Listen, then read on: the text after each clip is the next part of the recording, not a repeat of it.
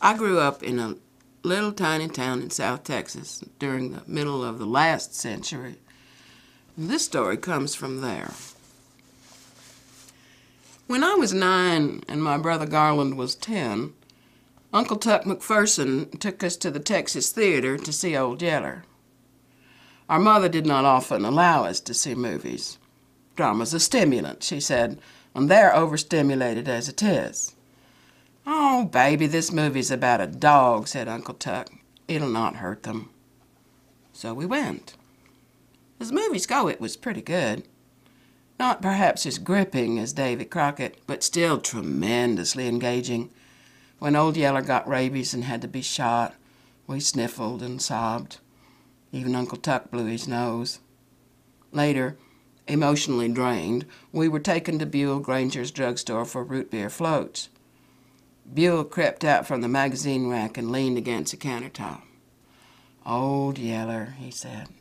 I loved that movie. Put me in mind of a dog I once had. Name was Fred.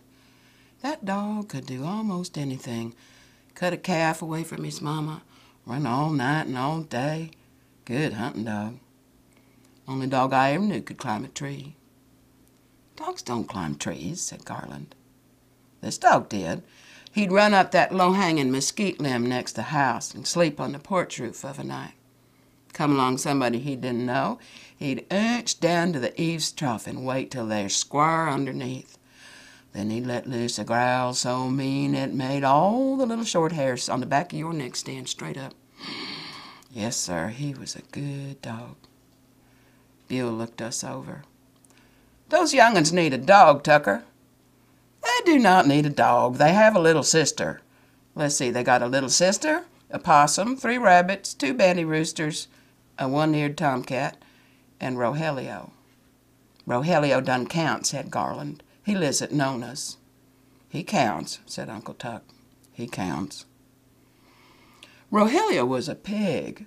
The runt of a large litter, he'd been preserved from starvation by our mother, who fed him goat milk from a bottle after she discovered how difficult it was to milk a sow. For a while, when he was still tiny and fragile, he lived with us. But after Nora was born, our mother shifted him over to her mother Nona's backyard, where he reigned in splendor. David Ortega built him a woven wire enclosure, and Granny, our great-grandmother, who truly loved pigs, made him a lean-to so he could rest from the heat of the day. She and Nona fed him scraps and slops and corn until he grew into a brick-red behemoth. Nona and Granny did not agree on very many things, but they were of like mind about Rogelio. He was the largest, the smartest, the most wonderful pig in the wide, wide world. He was, too. Early on, he loosened one section of his pen so that he could liberate himself when he wanted to. When he got bored or too hot, he wallowed out and patrolled the yard. Summer evenings, when Nona set the sprinklers to work on the impatiens, Rogelio parked himself next to the flower bed and let the water run all over him. His attitude toward Garland and me was tolerant.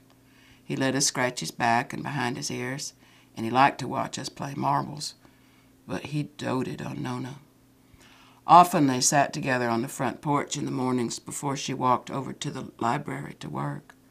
She read parts of the paper to him or snatches from whatever book she was previewing for the Tuckerville Book Club. Rogelio has a discriminating ear, she told our mother.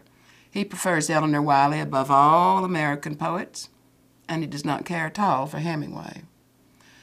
Mama, just because you do not like the snows of Kilimanjaro does not give you license to disparage Hemingway. And I hardly consider Rogelio an arbiter of literary taste.